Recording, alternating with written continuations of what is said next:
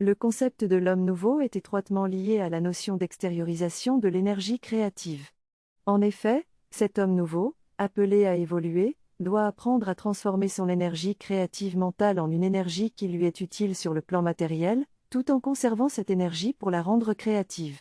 Cela implique de comprendre que l'homme dilapide son énergie sans en avoir conscience, car il est constamment exploité sur le plan énergétique et de la forme. Il est difficile pour lui de réaliser que la vie matérielle actuelle est de plus en plus engagée à lui soutirer son énergie et à éteindre son intelligence créative.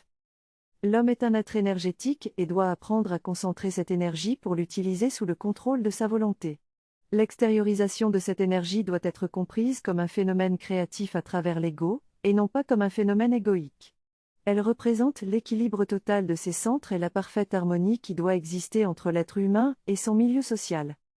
L'extériorisation de l'énergie est donc un phénomène de créativité culturelle et individuelle qui a des retombées sur la culture et permet à l'être humain conscient de créer autour de lui des formes conscientes d'énergie qui permettront éventuellement à la société de l'homme d'évoluer, de grandir et de s'ennoblir sur le plan de la vie matérielle.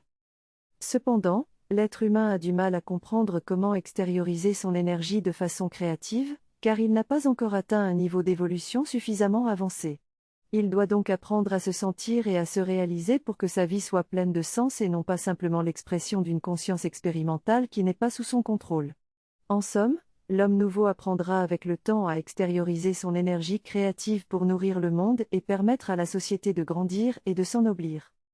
Le texte parle de la nécessité pour l'homme de se réinventer et de réinventer la vie en fonction de son énergie créative croissante, de sa volonté et de son intelligence. L'être humain doit se réorganiser et se recomposer pour créer une nouvelle catégorie existentielle de la créativité. Le texte souligne également l'importance de l'extériorisation de la conscience de l'homme, un fait nouveau qui nécessite une nouvelle façon de vivre, de voir, de sentir, de percevoir et de savoir. Chaque être humain possède une clé pour extérioriser son énergie et rendre dans le monde une partie de lui-même. L'homme doit inaugurer un nouveau règne en utilisant sa propre capacité à extérioriser son énergie créative. Ce texte parle de l'importance pour l'être humain de se rebeller contre l'involution et de trouver sa propre identité pour devenir un être créatif et noble capable de comprendre les lois de la vie et d'extraire de celles-ci toutes les forces pour les transformer en quelque chose qui correspond à sa personnalité, son caractère, son tempérament et sa nature. L'auteur souligne que, où l'être humain doit faire partie de l'humanité, mais être suffisamment centré pour ne pas être affecté par les conditions inférieures de la conscience de l'humanité. L'auteur parle également de la fin d'une époque où tout est en désarroi et où l'être humain doit être capable de créer les conditions de sa vie et devenir un être créateur, capable d'intégrer le cosmique et le planétaire, l'invisible et le matériel. Le texte parle de la présence d'une énergie qui est présente en chacun de nous, mais que nous ne sommes pas capables d'extérioriser à cause de nos attitudes mentales et émotives. Cette énergie est en relation avec des aspects cosmiques que l'humanité ne comprend pas encore.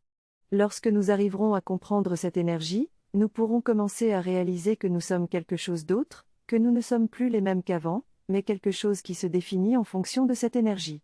Pour extérioriser cette énergie, nous devons dépasser les limites psychologiques de notre conscience actuelle, nous débarrasser de nos habitudes, attitudes, désirs et de toute la mécanicité de notre psychologie planétaire. Nous devons être aidés et supporter